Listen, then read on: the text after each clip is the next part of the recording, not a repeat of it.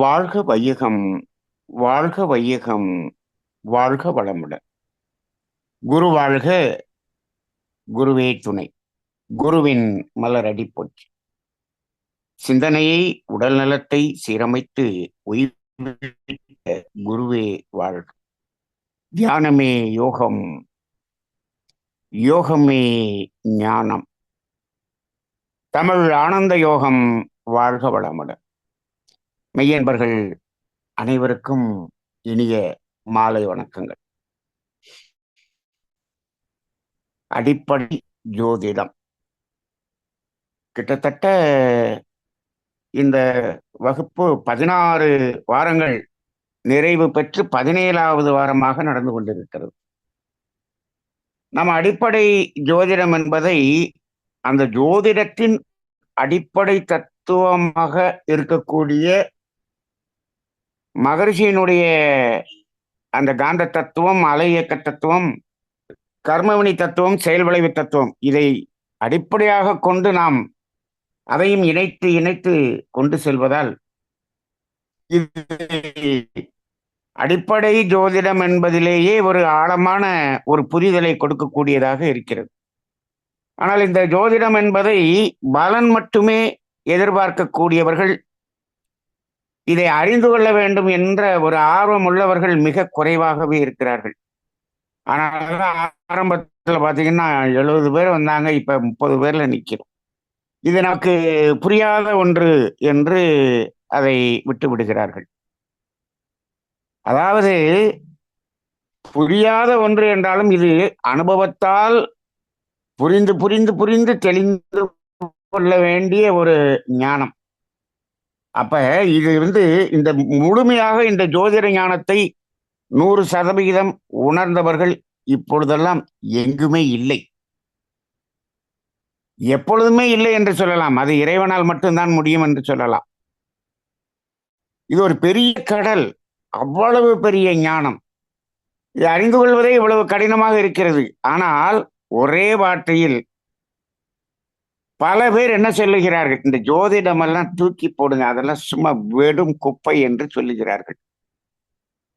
அவர்கள் மனம்தான் குப்பை என்று நாம் எண்ண வேண்டியதாக இருக்கிறது. அதாவது எந்த ஒன்றிலும் அதனுடைய உண்மையை தெரிந்து கொள்ளாமல் வெளியில் இருந்து கொண்டு அதை விமர்சனம் செய்பவர்கள் பல பேர். அப்படி விமர்சனம் செய்பவர்கள் இதை விடுத்துவிட்டு அவர்கள் என்ன சொல்லுகிறார்கள், ஜோதிடத்தை எல்லாம் தூக்கி போட்டு நீங்க மனதால் அப்படி இப்படி இதை எண்ணி அதை எண்ணி இப்படி பயிற்சி செய்து உங்கள் வாழ்க்கையில் வெற்றி அடைந்து விடலாம், அதுக்கு வாங்க அப்படின்னு சொல்றாங்க. அப்படியெல்லாம் பார்த்தா எல்லோரும் வாழ்க்கையில் வெற்றி பெற்று விட முடியுமே. ஆனால் எத்தனை முயற்சி செய்தும் வெற்றி பெற முடியாமல் இருப்பவர்கள் இருக்கிறார்கள். அறிவில் ரொம்ப அதிகமாக ஞானம் படிப்பு வச்சுட்டும் அதில் வெற்றி பெறாதவர்கள் இருக்கிறார்கள். ஒண்ணுமே இல்லாம வெற்றி பெற்றவர்களும் இருக்கிறார்கள். இதெல்லாம் ஏன் நடக்கிறது? இப்போ இன்றைக்கு இருக்கக்கூடிய நிறைய பயிற்சி மையங்கள் ஆழ்மனதை தூண்டி உங்களது வியாபாரத்தை எப்படி செய்ய வேண்டும், உங்களது வாழ்க்கையில் தேவையானதை எப்படி பெருக்க வேண்டும் என்பதற்கு பயிற்சிகள், பல பயிற்சிகள் மையங்கள் இப்பொழுதெல்லாம் ஆங்கிலத்தில் அதுவும் அதிகமாக நடத்தப்படுகிறது. நீங்கள் என்ன முயற்சி செய்தாலும் அதற்குரிய அடிப்படை தகுதியை நீங்கள் வைத்திருக்கிறீர்களா என்பது, அந்த அடிப்படை தகுதி என்ன என்பதும் இங்கு சொல்லப்படுவது இல்லை. கர்மவினையை அடர்த்தியாக வைத்துக்கொண்டு நீங்கள் என்ன முயற்சி செய்தாலும் அது ஏதாவது ஒரு தடை அதை தடுக்கத்தான் செய்யும் என்பதை அறிந்து கொள்வதுதான் இந்த ஜோதிடமாக இருக்கிறது. சரி, இப்ப நாம இந்த வாரம் நமது சப்ஜெக்டுக்குள்ள போகலாம். நாம சென்ற வாரம் சூரியனை பற்றி பார்த்தோம். இந்த வாரம் சந்திரனை பற்றி பார்க்க இருக்கிறோம். இந்த சூரியன் சந்திரன் இரண்டும் தான் இந்த ஜோதிடத்தில் முக்கியமான பங்கு வகிக்கிறது. இதை அடிப்படையாக கொண்டுதான் இந்த ஜோதிட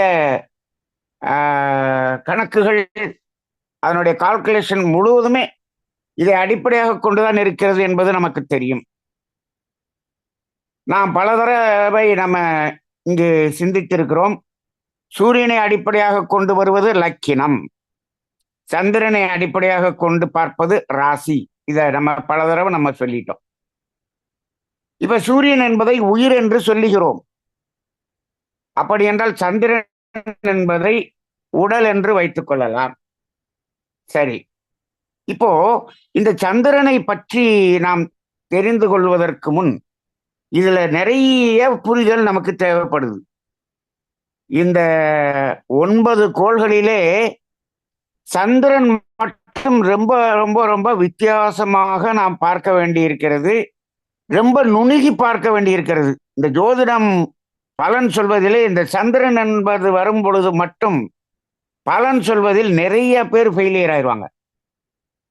ஏன் அப்படின்னு சொன்னா, இந்த சந்திரன் வேகமாக நகலக்கூடிய ஒரு கிரகம். இந்த 9 கோளிலேயே அதிகமாக வேகமாக நகலக்கூடியது என்று நாம் பார்க்கிறோம், விரைவாக சுற்றக்கூடியது. அப்ப என்ன ஆயிரும் அப்படின்னு சொன்னோம்னா, இதனுடைய பலன்களும் ஒரு நிலையில்லாமல் மாறிக்கொண்டே இருக்கக்கூடியது இந்த சந்திரனுடைய பலன்கள். இப்போ நீங்க இப்ப அந்த நமது ராசி கட்டம் 12 கட்டம் போட்டிருக்கிறோம் இல்லையா? மேசம் முதல் மீனம் வரை 12 கட்டம் போட்டிருக்கோம். அதை சதுரமா போட்டிருக்கோம். ஆக்சுவலா அது என்ன அப்படின்னு சொன்னோம்னா, வட்டமாக வரணும். சூரியனை மையமாக வைத்து மேல ஒரு வட்டம் போட்டோம்னா, பிரபஞ்ச எல்லைன்னு ஒரு வட்டம் போடுறோம்னு வச்சுங்க, அந்த வட்டம் தான் அந்த சதுரமாக நாம் அங்க போட்டிருக்கிறோம். அந்த வட்டம் என்று சொன்னால் அது 360 டிகிரி. அப்ப அதுதான் வட்டம் என்று சொல்லப்படுகிறது. இப்ப அதை நம்ம சதுரமா போட்டிருக்கோம். அந்த 360 டிகிரி, அந்த 360 டிகிரிய நம்ம என்ன பண்ணியிருக்கோம், 12 ராசிகளாக பிரித்திருக்கிறோம். அதற்கு முன் 27 நட்சத்திரங்களாக பிரித்திருந்தோம். இது எல்லாத்தையும் நம்ம ஏற்கனவே பார்த்துட்டோம். சரி, இப்போ நீங்க அந்த கோள்கள்ல இப்ப கோச்சாரத்தின்படி இப்ப என்ன சொல்றாங்க, இந்த கோள் இப்ப இங்க இருக்கு, இங்க இருந்து அங்க பயிற்சி ஆகுது, இப்படின்னா சொல்றாங்க இல்லையா? இப்ப அதை பார்க்கும்போது இப்போ சனி கும்பத்திலிருந்து மீனத்துக்கு போகுது அப்படின்னு சொல்றாங்க. இந்த 2025 குரு என்பது மிதுனத்திலிருந்து ரிஷபத்திலிருந்து மிதுனத்துக்கு போகுது அப்படின்னு சொல்றோம். இப்படி எல்லாம் நகல்றது எதை வைத்து என்று பார்த்தால், இந்த செவ்வாய், குரு, சனி இந்த மூன்றும் சூரியனை சுற்றி வரக்கூடிய காலத்தின் அடிப்படையில் அது அந்த ராசி கட்டத்தை சுற்றி வரும். அதனாலதான் நாம இந்த ராசி பலன் பார்க்கிறது, இந்த பயிற்சி பார்க்கிறது, அதுல செவ்வாய் பயிற்சி, குரு பயிற்சி, சனி பயிற்சி, அதுக்கு அடுத்து ராகு கேது பயிற்சி, இது 4 மட்டும்தான் பயிற்சின்னு இப்ப நம்ம பார்க்கக்கூடியதாக இருக்கிறது. ராகு கேதுவை பத்தி நம்ம அன்னைக்கே பார்த்துட்டோம். அது சூரியன் மையத்துல அது சுத்த வெளியாக இருந்து கொண்டு இருபுறமும் பீரிட்டு கொண்டு செல்லக்கூடிய நிழல்கோள்கள்னு பார்த்துட்டோம். இப்ப சூரியனை சுற்றி வர்றது மாதிரியே இந்த ராசி கட்டத்தை சுற்றி வர்றது இந்த செவ்வாய், குரு, சனி மட்டும்தான். இப்ப பாருங்க, சனி 30 வருடத்துக்கு ஒரு தடவை தான் சுத்தம். இப்ப அஷ்டமத்து சனி இப்ப நடக்குது அப்படின்னு சொன்னா அடுத்து 30 வருஷம் கழிச்சு தான் வரும். அப்ப ஒரு ராசியில 2.5 வருஷம் இருக்குது. குரு ஒரு ராசியில 1 வருஷம் இருக்குது. இதே போல செவ்வாய் 1.5 வருஷத்துல அந்த சூரியனை சுற்றி வந்துடும் வச்சுங்க.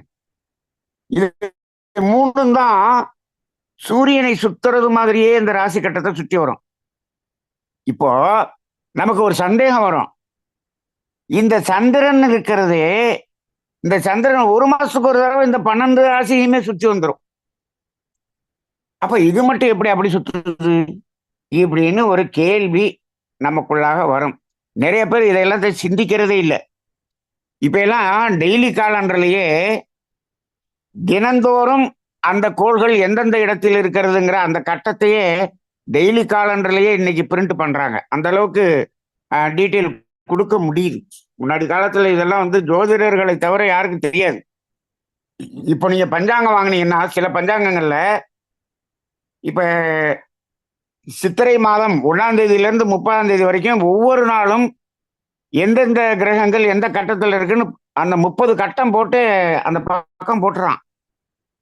அப்ப அதை அப்படியே அப்பைக்கப்ப பார்த்துக்கலாம்.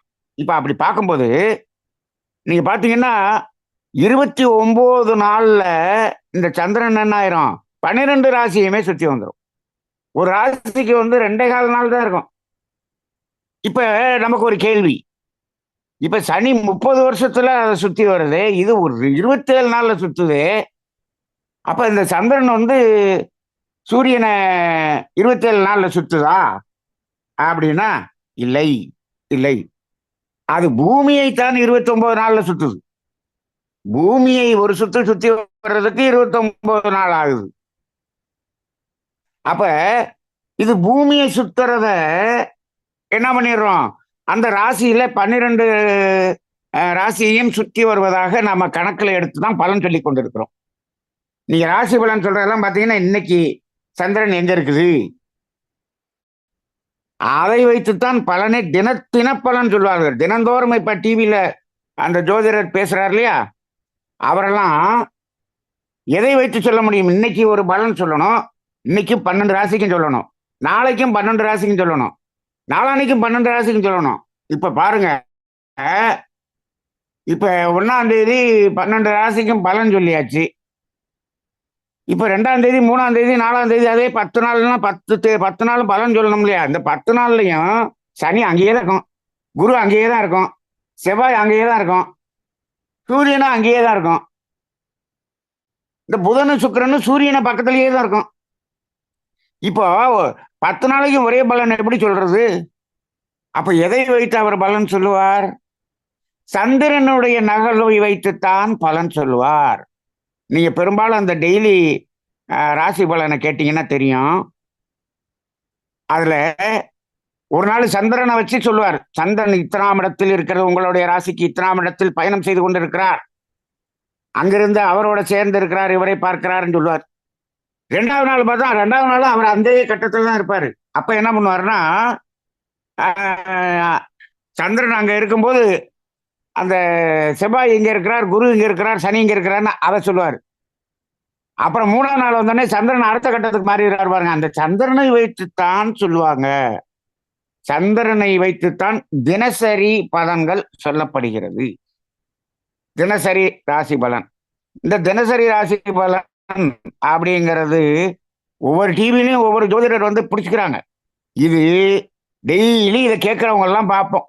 நீங்க அப்படியே வாக்கிங் போனீங்கன்னா காலையில பாத்தீங்கன்னா ஒவ்வொரு வீட்லயும் பாத்தீங்கன்னா, ஒரு வீட்டுல சன் டிவியில ஒருத்தர் பேசிட்டு இருப்பாரு, இன்னொருத்தர் ஜி டிவியில பேசிட்டு இருப்பாரு, இன்னொன்னு சன் லைஃப்ல பேசிட்டு இருப்பாரு. இப்ப ஏதாவது ஒரு சத்தம் கேட்டுக்கிட்டே இருக்கும். வாக்கிங் போறப்ப பார்த்தோம்னா அந்த ராசி பலன் சொல்றது கேட்டுக்கிட்டே இருக்கும். அது 10 டிவியில 10 பேர் சொல்லிக்கிட்டே இருக்காங்க. இதை கேட்டு விட்டு இன்னைக்கு அப்படி இருக்குன்னு சொல்றாங்க, இப்படி அப்ப இது இந்த சந்திரனை வைத்து சொல்லக்கூடியது. அப்படிங்கிறப்ப இந்த சந்திரன் என்பதை மனோகாரகன் என்று நாம சொல்லுகிறோம். மனதுக்கு உரிய கிரகம் என்பது இந்த சந்திரன். இப்ப கூட நம்ம இந்த காரகத்துல வரும்போது சூரியன் உயிர் என்று சொன்ன, சந்திரன் உடல் என்று காரகத்துல அவங்க ஜோதிட புத்தகங்கள் எல்லாம் அப்படிதான் போட்டிருக்காங்க. ஆனா நாம வேதாத்திரியத்தின் அடிப்படையில நம்ம பார்க்கும்போது இப்ப எப்படி இருக்கும் அப்படின்னா, உயிர் என்பது சூரியன் என்று சொன்னால் உயிரின் படற்கை நிலையாகிய மனம் என்பதுதான் சந்திரன் என்று நம்ம சொல்லக்கூடியதாக இருக்கும். இப்ப அந்த மனம் என்பதுதான் வேகமாக ஓடக்கூடியது, அதுதானே. இப்ப நம்ம உயிர் என்பது உடலுக்குள்ளாக இயங்கிக் கொண்டிருக்கிறது. மனம் என்பது ஓடக்கூடியது. அது எப்படி ஓடுது? தாவக்கூடியது, குரங்கு போல தாவக்கூடியது. அப்ப அடிக்கடி மாறக்கூடியது எது? மனம் தானே. ஒன்ன நினைச்சுக்கிட்டு இருப்போம், டக்குன்னு இன்னொன்னுக்கு மாறும். அடிக்கடி இப்ப இந்த எண்ணங்கள் மாறிக்கொண்டே இருக்கிறது அல்லவா? இது மனம் தானே. அப்ப உயிரின் படர்க்கை நிலையாக மனம் என்பதைத்தான் சந்திரன் என்று சொல்கிறோம். சந்திரன் வேகமாக ஓடக்கூடியது. அப்ப அது நிலையானதா? இப்ப உயிர் நிலையானதா? நாம் உயிரோடு இருக்கும், உடலும் உயிரும் இணைந்து இருக்கும் வரை உயிர் நிலையானதுதான். நம்ம உடம்புக்குள்ள உயிர் இருக்கு அப்படின்னு சொல்றோம். மனம் நிலையானதா? மனம் எங்க நிலையா இருக்குது? அத மனதை நிலைப்படுத்துவதற்கு தானே நாம இத்தனை பாடுபடுறோம். மனம் நிலையானது இல்லை. அதே போலத்தான் சூரியனை மையமாக வைத்து நாம் இந்த ஜோதிட ஞானத்தை நம்ம வடிவமைத்திருக்கிறோம். ஆனால் சந்திரன் வேகமாக கூடியது. ஆனால் அது சூரியனை சுற்றி வருவதற்கு எவ்வளவு நாள் ஆகும்? பூமி எவ்வளவு நாள்ல சுத்துதோ அவ்வளவு நாள்ல தான் இந்த சந்திரனும் சூரியனை சுத்தும். அப்ப என்ன ஆகும்? ஒரு வருஷம் ஆகி போயிடும். இப்ப ஆனா நம்ம இந்த ராசி கட்டத்துல 12ஐயும் சுத்துறதுங்கிறத நம்ம எப்படி எடுக்கிறோம் அப்படின்னு சொன்னா, இப்போ நல்லா இத அடிப்படையை புரிந்து கொள்ளுங்கள். என்னன்னா, நாம இந்த பூமியில் வாழ்ந்து கொண்டிருக்கிறோம். நமக்கு தான் ஜோதிடம் பார்க்கிறோம். இப்போ இதே ஜோதிடத்தை நீங்க செவ்வாயில இப்ப என்ன சொல்றாங்க, 2029 செவ்வாயில மனுஷர்களை எல்லாம் கொண்டு போய் இறக்கிடுவோம்னு அந்த இவர் சொல்றார், ஒரு விஞ்ஞானி அவர் சொல்லிக்கிட்டு இருக்கார். அப்ப இப்ப அங்க போய் இறங்கிட்டாங்கன்னு வச்சுக்கோங்க. இப்ப இந்த ஜோதிட கால்குலேஷனை அங்க வச்சீங்கன்னா அது ஒரு செல்லுபடியும் ஆகாது. அதுக்கு ஆகாது. அங்க போனா அங்க புதிதாக இந்த ஜோதிடம் என்பது கால்குலேஷன் ஆரம்பத்திலிருந்து தொடங்கிதான் பார்க்கணுமே தவிர இது செல்லாது, இதை பார்க்க முடியாது, அது ஒத்து வராது. இது என்ன என்று சொன்னால், ஒரு மனிதன் பூமியில் இருக்கின்றான். அந்த பூமியில் இருந்து சூரியனை பார்க்கிறோம். அந்த சூரிய குடும்பத்தை பார்க்கிறோம். சூரியனிலிருந்து, அதாவது பூமியிலிருந்து சூரிய குடும்பத்தை பார்க்கும்போது இந்த கோள்கள் எல்லாம் எங்கெங்க இருக்குது அப்படிங்கிறது இன்னைக்கு எங்க இருக்குது, இந்த நிமிஷத்துல எங்க இருக்கு, இந்த செகண்ட்ல எங்க இருக்கு. அப்ப இது எல்லாமே நகருது பாருங்க. இந்த நகரும் போது பூமியிலிருந்து பார்க்கும் போது எங்க நகருது, இன்னைக்கு எங்க இருக்கு, நாளைக்கு எங்க இருக்கு அப்படிங்கிறது பூமியிலிருந்து பார்க்கும்போது எங்க தெரியுதுங்கிறது தான் நாம ஜோதிடத்துல கொடுத்துருக்குறோம். இது நம்மளால கற்பனை செய்து பார்க்க முடியாத ஒன்று. இந்த பூமியில நின்றுகிட்டு எந்தெந்த கோள்கள் எல்லாம் எங்க நகருது, எங்கெங்க மாறுதுங்கிறத 5000 வருஷத்துக்கு முன்னாடி அவங்க எல்லாம் கணிச்சு அத்தனையும் கால்குலேட் பண்ணி கொடுத்துருக்காங்கன்னா எவ்வளவு பெரிய ஞானம். இது அசால்ட்டா இதெல்லாம் ஜோதிடம் எல்லாம் பொய், தூக்கி போடு. எவ்வளவு பெரிய ஞானம். நம்ம ஒரு 100 PhD படிச்சா கூட இந்த ஞானத்துக்கு வர முடியாது. அவ்வளவு பெரிய ஒரு ஞானமாக இருக்கிறது. அப்ப இப்ப நம்ம பூமியில இருந்து பார்க்கும்போது இந்த சந்திரனுடைய நகர்வு எங்க இருக்கு அப்படிங்கறதான் பார்க்கிறோம். அதைத்தான் நாம என்ன பண்றோம், இந்த 12 ராசியில சுத்திடுது. இப்போ பூமி அப்படின்னு வச்சுக்குவோம். பூமி தன்னைத்தானே சுத்துறது எவ்வளவு நேரம் எடுக்குது அப்படின்னு பாருங்க. அப்ப அது 24 மணி நேரம் ஆகுது பூமி தன்னைத்தானே சுத்துறதுக்கு. அப்ப இந்த பூமியை ஒரு வட்டம்னு போடுங்க, தன்னைத்தானே சுத்துது இல்லையா? அந்த தன்னைத்தானே சுத்துற வட்டம்னு ஒண்ணு இருக்குல்ல. இப்ப ஒரு மனிதன் ஒரு இடத்துல இருக்கிறான் பூமியில, அவன் 24 மணி நேரத்துல 360 டிகிரி சுத்தி வர்றானா இல்லையா? சுத்தி வர்றோம், நமக்கு தெரியல. நாம 24 மணி நேரத்துக்குள்ளாக அந்த ஒரு சுத்து 360 டிகிரி நாம் சுற்றி வருகிறோம். அதை வச்சுதான் என்ன பண்றான், அந்த 360 டிகிரி இருக்குல்ல, அத 12 ராசியா பிரிச்சு அப்படி போடுறதுதான் லக்கினம். நம்ம லக்கினம் பார்க்கறது நம்ம ஏற்கனவே சொல்லிட்டோம். லக்கினம் என்பது காலையில சூரிய உதயத்துல சூரியன் எந்த கட்டத்துல இருக்குங்கிறத பார்த்துட்டு, சூரியன் இப்ப நல்லா பாருங்க, நம்ம இதை திரும்ப திரும்ப திரும்ப தெரிஞ்சுக்கங்க. இந்த கட்டத்தில் சூரியன் இருக்கிறது எந்த இடத்துல இருக்குன்னு நம்ம பார்க்கிறோம் பாருங்க. இப்போ மார்கழி மாசம், அப்ப எங்க இருக்கும் சூரியன்? தனுசு ராசியில் இருக்கும். அந்த தனுசு ராசியில சூரியன் இருக்குதா, பூமி இருக்குதா? அந்த சூரியன் எங்க இருக்குதோ அத பூமின்னு நீங்க எடுத்துக்கணும், சூரியன் எடுக்கவே கூடாது. பூமியிலிருந்து பார்க்கும்போது சூரியன் எந்த ராசியில இருக்கிற மாதிரி தெரியுது அப்படிங்கறதான் அந்த சூரியனை நம்ம அங்க போட்டிருக்கோமே தவிர, அது பூமி தான் அந்த சூரியனாக அங்க தெரிகிறது. ஏன்னா அந்த சூரியன் வந்து பாத்தீங்கன்னா ஒரு வருஷத்துல 12 ராசி சுத்தி வந்துடும். அது அப்ப என்ன, அது பூமி தானே சுத்தி வருது. அப்ப பூமி சுத்தி வரும்போது அந்த சூரியன் எங்கெங்க நம்ம சுத்தும் போது அந்த சூரியனுடைய ஆங்கிள் எந்த ராசிக்கு மாறுதுங்கிறதான்.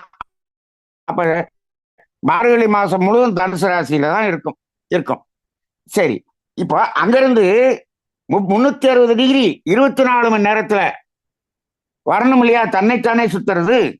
அப்ப அந்த தன்னைத்தானே சுத்துறது அப்படிங்கிற அந்த பூமி சுத்துறத 360 டிகிரி போட்டு அதை 12 ராசியை பிரிக்கிறது தான் லக்கினம். அதனாலதான் நம்ம சொல்லுவோம், இப்போ மார்கழி மாசம் காலையில சூரிய உதயம் அப்படின்னு சொன்னா தனுசு ராசியில அங்கதான் லக்கினம் இருக்கும். அப்ப அங்கிருந்து 24 மணி நேரத்துல 12 லக்கினமும் வந்து பிரிச்சு முடிஞ்சிடும். அப்ப அந்த பூமி தன்னைத்தானே சுத்தக்கூடிய 360 டிகிரி வட்டம் என்பதை லக்கினம் என்று நாம பார்க்கிறோம். அதுதான் லக்கினத்தை கணிக்கிறோம். அதே போல இந்த சந்திரன் என்பது இந்த பூமியை சுற்றி வருது இல்லையா, அப்ப அது ஒரு சுற்று வருது இல்லையா, 29.25 நாள், அதான் கரெக்டான நாள், 29.25 நாள் அதுல சுற்றி வருது இல்லையா. அது அந்த சுற்றுவட்ட பாதை என்பது ஒரு 360 டிகிரி வருதா? ஆமா, 360 டிகிரி வருது.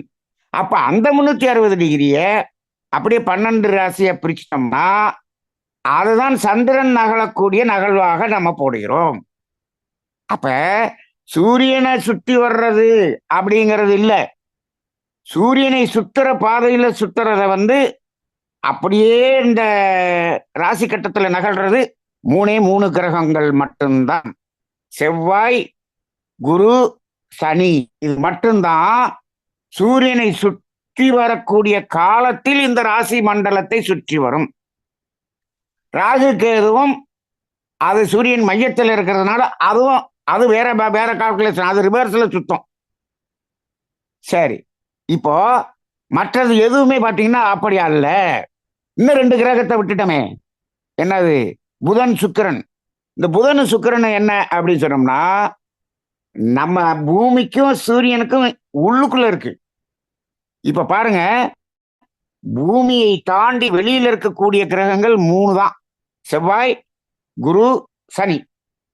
அது வெளியில இருக்கிறதுனால இப்ப நாம பூமியிலிருந்து நாம அந்தந்த காலத்தில் இந்தந்த மாசத்துல எங்கெங்க இருக்குன்னு பார்க்கும்போது வெளியில இருக்கக்கூடிய கிரகங்கள்லாம் அது வெளியில சுத்துறதுனால அது அந்த சூரியனை சுற்றி வரக்கூடிய காலத்துல இந்த ராசி மண்டலத்தையும் சுற்றி வரக்கூடியதாக இருக்கும்.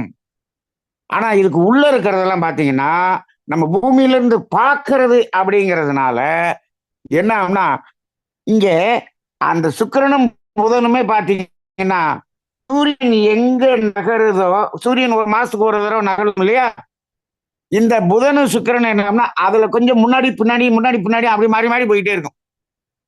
பெரும்பாலும் இந்த சூரியன் எங்க இருக்குதோ அதே கட்டத்துல புதன் கூடவே இருக்கும், அல்லது ஒரு கட்டம் முன்னாடி இருக்கும், அல்லது ஒரு கட்டம் பின்னாடி இருக்கும். ஏன்னு கேட்டா நாம பூமியிலிருந்து சூரியனை பார்க்கிறோம்.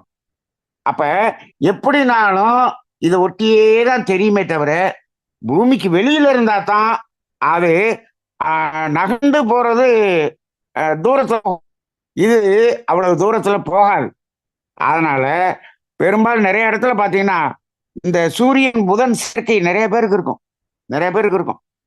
சில காலங்கள்ல அப்படி சேர்ந்திருக்கும், அப்புறம் முன்னாடி போயிடும், பின்னாடி வந்துடும். இந்த சுக்கிரனும் நீங்க எந்த ஜாதகத்தை எடுத்து பார்த்தாலும் சூரியன் எந்த இடத்தில் போடப்பட்டிருக்கிறதோ அதை ஒட்டிய முன்னாள் கட்டம் அல்லது பின்னால் கட்டம், இந்த 3 கட்டத்துக்குள்ளதான் சுக்கிரனும் புதனும் இருக்குமே தவிர அதை தாண்டி ரொம்ப தூரத்துல எல்லாம் இருக்காது. மற்ற இந்த 3 கிரகமும் சம்பந்தம் இல்லாம இருக்கும். சரி, அப்ப இந்த சந்திரன் என்பது பூமியை சுற்றக்கூடிய அந்த வட்டத்தை தான் இப்படி போட்டிருக்கிறோம். சரி, இப்போ இந்த சந்திரனுக்கு மட்டும்தான் இந்த பூமியை சுத்துற காலத்துல 12 ராசியை சுத்தி வர மாதிரி இருக்கு. இது என்ன, இந்த சந்திரன் மட்டும் என்ன பண்ணுது அப்படிங்கறது தெரியணும். என்ன அப்படிங்கணும்னா, இப்போ எல்லா கோள்கள் இருந்தும் அலை வருகிறது அல்லவா?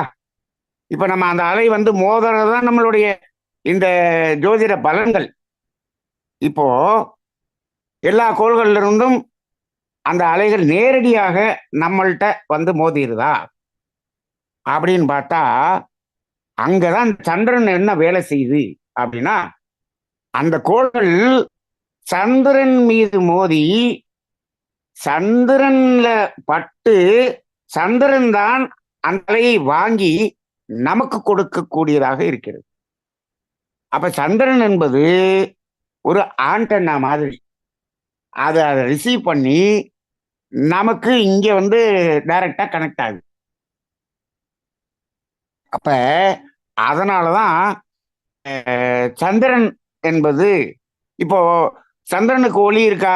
இல்ல, சூரியனுடைய ஒளியை வாங்கி நமக்கு காமிக்கும். அதனாலதான் சந்திரன்ல இருந்து ஒளி வர்றதில்லை, அது சூரியன்ல இருந்து வந்ததை ரிஃப்ளெக்ட் பண்ணுது. அதே போல அந்த கோள்களிலிருந்து வரக்கூடிய அலைகளை வாங்கி ரிஃப்ளெக்ட் பண்ணக்கூடிய வேலையை சந்திரன் செய்கிறது. சரி, அதனாலதான் இந்த சந்திரனை அடிப்படையாக வைத்துத்தான் ராசின்னு மட்டும் சொல்லிட்டோம். இந்த சந்திரனை அடிப்படையாக வைத்துத்தான் திசாபுத்தி என்பது நாம கணக்கிடப்படுகிறது. திசாபுத்தி என்பதை சந்திரனை அடிப்படையாக வைத்துத்தான் அப்படின்னு சொல்றோம். இப்ப திசாபுத்திங்கிறது என்ன? இப்ப 12 பாவங்கள் இருக்கிறது. 12 பாவங்கள்ல என்னென்ன கோள்கள் எங்கெங்க அமைஞ்சிருக்கு அப்படிங்கிறது, அது பாவகாரகங்கள்னு சொல்லிட்டோம். 12 பாவகாரகங்கள்னு சொல்லிட்டோம். அதைத்தான் விதி என்று சொல்லுகிறோம். அதைத்தான் விதி என்று சொல்லுகிறோம். அப்படின்னா என்னன்னா, 12 பாவங்கள்ல எங்க லக்கினம் அமைஞ்சிருக்கு, அந்த லக்கினத்துக்கு அந்த 12 பாவங்களிலும் எந்தெந்த கிரகங்கள் எங்கெங்க இருக்கு அப்படிங்கிறது, அதுதான் அந்த கொடுப்பினை. இதுதான் விதி என்று சொல்கிறோம். இவருக்கு வாழ்க்கையில் இது எல்லாம் நடக்கக்கூடியது, நடக்க வேண்டியது என்பதை அந்த இடத்துல நிர்ணயம் பண்ணிரும். ஆனால் அது நடக்குமா? அது எப்போது நடக்கும், எப்போது நடக்கும் என்பது அதை பொறுத்து அல்ல. அது எப்போது நடக்கும் என்பதை சொல்வதுதான் இந்த திசாபுத்தி. அந்த திசாபுத்தி காலங்களில் தான் அந்த விதி என்பது வேலை செய்யும். அப்ப இந்த திசாபுத்தி என்பதுதான் அந்த பலனை நமக்கு கொடுக்கக்கூடியதாக இருக்கிறது. அப்ப அந்த திசாபுத்தி காலங்களிலே என்ன திசை என்ன புத்தி நடக்கிறதோ அந்த கோள்களினுடைய அலை நேரடியாக சந்திரனுக்கு வந்து சந்திரனின் மூலமாக நமக்கு வருகிறது. அப்ப இந்த சந்திரனை என்ன பண்ணலாம், டிரான்ஸ்மிட்டர் என்று சொல்லலாமா? டிரான்ஸ்மிட்டர் அப்படின்னு கூட இதுக்கு ஒன்று சொல்லுவாங்க, டிஸ்ட்ரிபியூட்டர்னு கூட சொல்லுவாங்க.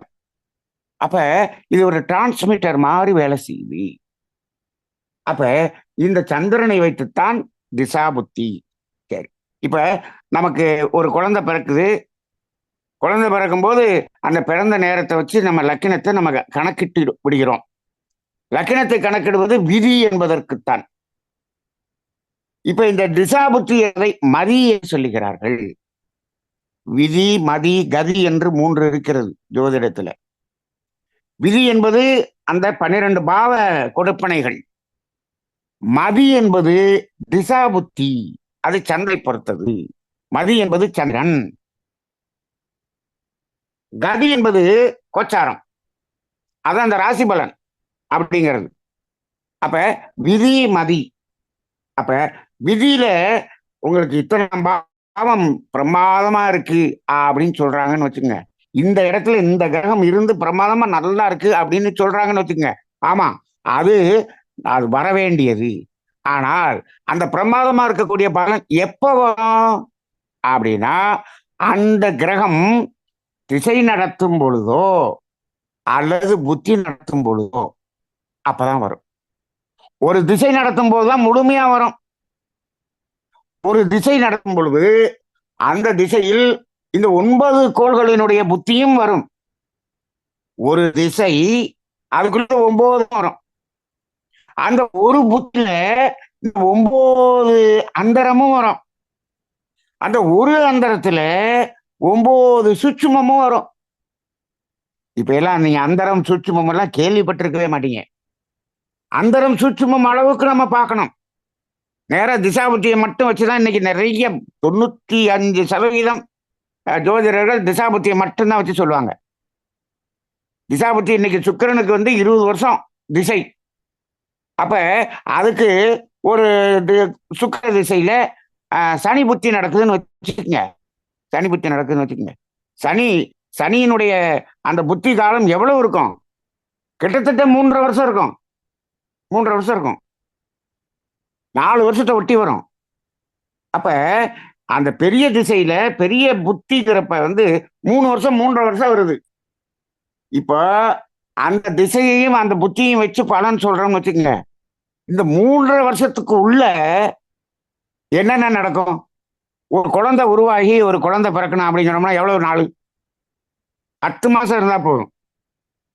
இந்த ஒரு புத்தியில 3 குழந்தை பிறக்கிற அளவுக்கு டைம் இருக்கு. இப்ப எப்ப இப்ப இந்த ஒரு குழந்தை பிறப்பை பற்றி பார்க்கணும் அப்படின்னு சொன்னோம்னா இந்த 3.5 வருஷத்துல எப்பயாவது பிறக்கணும்னு சொல்லலாமா? அதுக்குள்ள அந்தரத்துக்குள்ள போகணும். அந்தரத்துக்குள்ள போனோம்னா அங்க என்ன ஆகும்? இந்த 10 மாசம் குழந்தை பிறக்கிறது அப்படிங்கிறதுக்கான அந்த காலகட்டம் வந்துடும். அதுக்குள்ள அந்த 8 மாசம் அந்த அந்தரம் வந்துடும். அதுல சூட்சுமம் அப்படிங்கிறதுக்கு போனோம் அப்படின்னா அதுல என்ன ஆகும்? அதுல சில சில கிரகங்களுக்கெல்லாம் சூட்சுமம் 3 நாளைக்கு ஒரு தடவை மாறும். சில இதுக்கு 15 நாளைக்கு ஒரு தடவை மாறும். 10 நாளைக்கு ஒரு தடவை மாறும். இந்த 10 நாள் 15 நாளைக்குள்ள என்ன நடக்கும், என்ன செய்யணும் அப்படிங்கிறத தீர்மானம் பண்ணோம்னா சூட்சுமத்துல போய் பார்த்துதான் தீர்மானம் பண்ணணும். அப்ப அந்தரம் சூட்சுமத்தையும் பார்த்தா தான் நம்ம அக்யூரேட்டா பலன் சொல்ல முடியும். அந்த காலத்துல மகாராஜா ஒரு ஜோதிடரை வச்சிருக்காரு அப்படின்னு சொன்னோம்னா இன்னைக்கு என்னப்பா பலன் அப்படிங்கிறத கால்குலேட் பண்ணி கொண்டு வந்து இன்னைக்கு சொல்லணும். இன்னைக்கு எது பண்ணணும், என்னென்ன பண்ணணும் அப்படின்னு இன்னைக்கு சொல்லணும். நாளைக்கு என்ன பண்ணணும் சொல்லணும். நீ திசையும் புத்தியும் வச்சுட்டு சொல்லிட முடியுமா? இந்த 3 வருஷத்துக்கு இதை பண்ணுங்கன்னு சொல்லிட்டோம்னா அவர் எந்திரிச்சு போயிடலாம். ஜோசியர் கிளம்பி போயிடலாம்ல. அவர் எதுக்கு அரசவை ஜோதிடர்னு எதுக்கு வச்சிருக்கிறாங்க? அவர் என்ன பண்ணணும்? அந்தரம் சூட்சும வரைக்கும் பார்க்கணும். இப்போ இப்போ இப்ப எல்லாம் அதெல்லாம் சாதாரணமாக அந்தரம் சூட்சுமம் பார்க்கக்கூடிய அளவுக்கு வந்துருச்சு. அப்ப ஒரு திசையில் 9 புத்தியும் வரும். அந்த 9 புத்தியில ஒவ்வொரு புத்தியிலும் 9 அந்தரம் வரும். அந்த 9 அந்தரத்துல ஒவ்வொரு அந்தரத்திலையும் 9 சூத்திரமும் வரும். அப்ப எவ்வளவு டீட்டெயில்டா நம்ம இதை பார்க்க முடியுது. இது எல்லாமே இப்ப என்ன நடக்குங்கிறத சொல்றது. இது சந்திரனை வைத்துத்தான் இந்த கால்குலேஷன் நாம போடுறோம். அதனால இப்ப சூரியன்கிறது விதியை நிர்ணயிக்கக்கூடியதை காட்டுகிறது. நம்ம அதான் சொல்லிட்டோம். உயிர்கிறத சொல்லிட்டோம். உயிர் மையத்துல தானே கர்மவினை எல்லாம் இருக்கு. ஆமா, உயிரின் மையத்தில் தான் கர்மவினை இருக்கிறது. அப்ப என்ன கர்மவினை இருக்கிறது? சஞ்சித கர்மம் என்ன இருக்குது? இவர் வாழ்க்கையில என்னென்ன நடக்க போகுது, என்னென்ன விஷயத்துல என்னென்ன நடக்க போகுது அப்படிங்கிறத அங்க இருக்கிறத அப்படியே காமிக்கிறது தான் 12 பாவங்கள். அப்ப அது எது எப்ப நடக்கும், எது எப்பப்ப நடக்கும் அப்படிங்கிறதை நமக்கு கொண்டு வந்து கொடுப்பது உயிரின் படற்கை நிலையாகிய மனம் என்று சொல்லக்கூடிய மனோகாரனாகிய சந்திரன் தான். அதை எடுத்து கொண்டு வந்து நமக்கு இம்ப்ளிமெண்ட் பண்றது இந்த சந்திரனை சார்ந்துதான் இருக்கிறது. அப்ப இப்ப ஒரு குழந்தை பிறக்கும் போது இந்த சந்திரன் எங்க இருக்கு, எந்த ராசியில இருக்கு அப்படின்னு பாக்குறோம். இப்ப மேசத்துல இருக்கு, பரணியில இருக்கு அப்படின்னு வச்சுக்கோங்க, பரணி நட்சத்திரத்துல இருக்கு அப்படின்னு வச்சுட்டோம். இப்ப உடனே என்ன பண்றோம்? பரணி நட்சத்திரம் மேசராசி அப்படின்னு சொல்லியாச்சு. ரைட். இந்த பரணி நட்சத்திரத்துல பிறந்தவங்க எல்லா பேருக்கும் என்ன ஆகும்னா, அந்த பரணி நட்சத்திரத்தினுடைய கிரகம் எது, அந்த நட்சத்திர அதிபதி எது, நாம இதெல்லாம் பார்த்துட்டோம். ஒவ்வொரு நட்சத்திரத்துக்கும் என்னென்ன கிரகம் அப்படிங்கிறதெல்லாம் நம்ம ஏற்கனவே நம்ம முன்னாடி கிளாஸ்லயே பார்த்துருக்கிறோம். நீங்க எழுதியிருப்பீங்கன்னு நினைக்கிறேன். அப்ப இந்த ஒவ்வொரு நட்சத்திரத்துக்கும் எது எது கிரகம் அப்படின்னு. இப்ப பரணி நட்சத்திரம், பூர நட்சத்திரம், பூராட நட்சத்திரம், இது மூணுக்குமே சுக்கிரன் அப்படின்னு இருக்கு. இப்ப இப்ப பரணி நட்சத்திரம் சொன்னோடனே இப்ப சுக்கிரன் தான் அந்த நட்சத்திரத்துக்கு அதிபதி. அப்ப பரணி நட்சத்திரத்தில் யாரெல்லாம் பிறந்தாங்களோ அவங்களுக்கு அவங்க பிறக்கும் போது சுக்கிர திசைதான் நடக்கும். பரணி நட்சத்திரம்னு சொல்லிட்டாலே அவருக்கு என்ன திசை தொடங்கும்ங்கிறது சொல்லிக்கலாம். அப்ப கார்த்திகை அப்படின்னு நட்சத்திரம் மாறிடுச்சுன்னு வச்சுங்க, அப்ப என்ன ஆயிரும்? சூரிய திசையா மாறிடும். சுக்கிரனுக்கு அடுத்து சூரிய திசையா மாறிடும். இதே அசுவினி அப்படின்னு சொன்னோம்னா கேது திசையே இருக்கும்.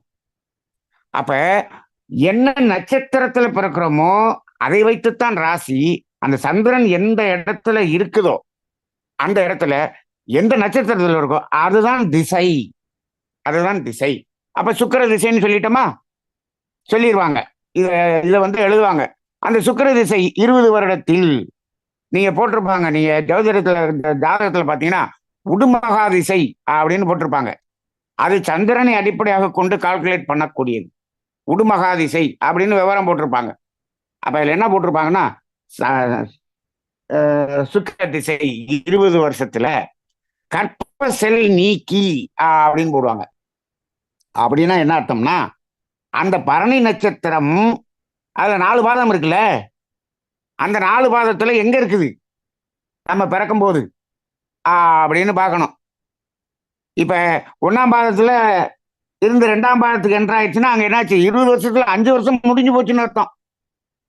3ஆம் பாதத்துக்கு வந்துருச்சுன்னா 10 வருஷம் முடிஞ்சு போச்சுன்னு அர்த்தம். 4ஆம் பாதத்துக்கு வந்துச்சுன்னா 15 வருஷம் முடிஞ்சு போச்சுன்னு அர்த்தம். இப்ப 3ஆம் பாதத்தினுடைய ஸ்டார்டிங்ல இருக்குன்னு வச்சுக்கோ. இப்ப மொத்தம் 4 பாதத்துக்கும் சேர்த்து சுக்கிர திசை 20 வருஷம். 2 பாதத்துல 5 5 10 முடிஞ்சு போச்சு. அப்ப என்ன சொல்லுவாங்க? கற்ப செல் நீக்கி, கற்ப செல்லுல 10 வருஷம் போயிருச்சு, மிச்சம் 10 வருஷம் தான் இருக்கு அப்படின்னு சொல்லுவாங்க. அப்ப இன்னும் 10 வருடங்களுக்கு சுக்கிர திசை நடக்கும். அதன் பிறகு சூரிய திசை ஆரம்பிக்கும். அப்புறம் சந்திர திசை, செவ்வாய் திசை, ராகு திசை, குரு திசை, சனி திசை, புதன் திசை, அப்புறம் திருப்பி கேது திசை, திருப்பி அவ்வளவுதான். அந்த கேது திசை வரும்போது 120 வருஷம் ஆகி போயிடும், முடிஞ்சு போச்சு. அப்ப இந்த வருஷப்படி நடக்கும். அது தொடங்குறது இதுலதான் தொடங்குது. சரி, சுக்கிர திசை நடக்குது அப்படின்னு வச்சாச்சு. அந்த சுக்கிரன் எத்தனாவது டிகிரியில இருக்கு? 3ஆம் பாதத்துல எத்தனாவது டிகிரியில இருக்கு? அந்த டிகிரியை 9ஆ பிரிச்சு அது அதனுடைய உபநட்சத்திரம் என்ன அப்படின்னு கணக்கு போடணும். இதெல்லாம் நம்ம இப்ப நீ சாப்ட்வேர்லாம் கணக்கு போடுறோம். முன்னாடி எல்லாம் கணிதத்திலேயே போட்டாங்க. சரி, அப்ப அதை பிரிச்சு போடும்போது இது நட்சத்திரம் என்பது திசையாக இருக்கிறது. சந்திரன் எந்த நட்சத்திரத்தில் நிற்கிறதோ அது திசை. அந்த நட்சத்திரம் எத்தனாவது டிகிரியில இருக்கோ அதை 9 பாகம் 9 பிரிக்கிறோம். 9 எப்படி பிரிக்கிறோம் அப்படின்னு சொன்னோம்னா, இந்த திசை காலங்கள் எவ்வளவு இருக்கோ அதன் அடிப்படையில் பிரித்து அதுல எந்த இடத்துல நம்ம பிறந்த நேரத்துல இருக்கிறோமோ அது புத்தி. அப்ப அந்த புத்தி எவ்வளவு நாள் இருக்கு அப்படிங்கிறது எப்படி வரும்? இது இந்த திசையில எவ்வளவு கடந்து இருக்குதோ அந்த கடந்து இருக்கும் போது அங்க என்ன ஆயிரும்? அங்கேயும் அதுக்கு தகுந்த மாதிரி கடந்து அந்த புத்தி வரும். அப்ப அந்த நட்சத்திரம் என்பது திசை, அந்த சந்திரன் என்ற உபநட்சத்திரம் என்பது புத்தி. அப்ப இந்த இடத்துல வரும் பொழுது சுக்கிர திசையில் இப்பொழுது சனி புத்தி நடக்கிறது அப்படின்னு போட்டிருப்பாங்க. சரி, இப்ப புத்திங்கிறது வந்துட்டோமா? அந்த புத்தி இருக்குது இல்லையா, அந்த இடத்த 9ஆ பிரிச்சு பார்த்தோம்னா உப நட்சத்திரம்னு ஒண்ணு வரும். அது அந்தரம். அந்தரம் அப்ப எவ்வளவு மைன்யூட்டா போகுதுன்னு பாருங்க. அந்த அந்தரத்துல இருக்கக்கூடிய அந்த நட்சத்திரத்தை அந்த டிகிரி எடுத்து அந்த இடத்த 9ஆல பிரிச்சு அதுல பார்த்தோம்னா அதுல உப உப நட்சத்திரம்னு வரும். அப்ப இந்த சந்திரன் நிக்கிற இடம் நட்சத்திர அதிபதி, அந்த நட்சத்திர அதிபதி நிக்கிற இடம் உப நட்சத்திர அதிபதி, அந்த உப நட்சத்திரம் நிற்கக்கூடிய இடம் உப உப நட்சத்திரத்து அதிபதி, இன்னும் அது நிக்கிற இடம்னு விட உப உப உப நட்சத்திரம்னு வரும். அப்ப இந்த இடத்துல அந்த திசை, புத்தி, அந்தரம், சுட்சுமம். அப்ப அந்த சூட்சுமங்கிறது தான் இப்ப இந்த 4 நாளைக்குள்ள ஏதாவது ஒரு நாளை நம்ம செலக்ட் பண்ணணும் அப்படின்னு சொன்னோம்னா சூட்சுமத்துல போய் பார்க்கணும் சூட்சுமம் எப்படி இருக்கிறது. அதாவது ஒரு வாரத்துக்குள்ள நடக்கக்கூடிய ஒரு விஷயம், அந்த விஷயத்துக்காக நம்ம வந்து எப்படி செய்யறது, செய்யலாமா வேணாமா அப்படின்னு பார்க்கணும்னா சூட்சுமத்தை பார்க்கணும். இல்ல ஒரு 4 மாசம் 5 மாசம் இந்த ஒரு 10 மாசம் அப்படிங்கிற வகையில நடக்கக்கூடியது, அதுதான் நம்ம சொன்னோமே ஒரு குழந்தை பிறக்கிறது, இதுக்கு பார்க்கணும் அப்படின்னு சொன்னோம்னா நீங்க என்ன பார்க்கணும், அந்த இடத்தை பார்க்கணும். அந்த இடத்தை பார்க்கணும். ஒரு கல்யாணம் பண்ணணும் அப்படின்னு சொல்லி பார்த்தோம்னா அது என்ன பண்ணணும், புத்தியை பார்க்கணும். ஒரு கல்யாணம் பண்ணி ஒரு 2-3 வருஷமாவது அவங்க நல்லா இருந்தா தான் அடுத்து வந்து என்ன ஆகும், அவங்களுடைய வாழ்க்கை தொடரும்.